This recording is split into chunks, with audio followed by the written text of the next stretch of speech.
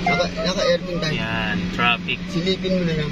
Meron kasing parade ng mga Halloween. Tama na, silipin na yun. Itak na ko baka managaya. Napanaga. Nakakatakot umovertake. Baka tagayin yung pit natin, no? Ayan, no? Ang laking mama pa naman. Bagay, may mama dito sa loob. Ang laki rin, no? Okay, pwede tayo kumalaan. Ito yung mama namin dito. Unahan natin sila. Bilisan mo lang, one way din yan. Okay.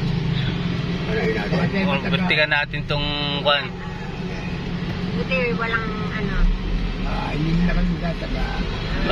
Bye-bye, Momo. Mamaw.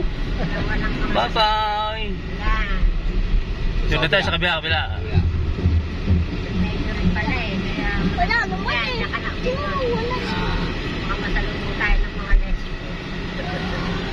Labutan tayo. Pwede ka lang. Bye-bye, Momo. Akala bata. Ang ganda pala nung ano dyan, no?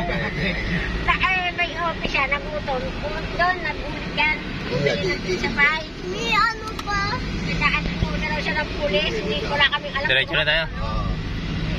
Bago tumawag. Ayun ang park. Yan, pasyalan. Bata, punta na po ako dahil. Yeah, tinasin sa atin. Noong araw dito ang Kapitolyo. Pumirma ka na. Yung pinaka-part niya dito sa Cavite City.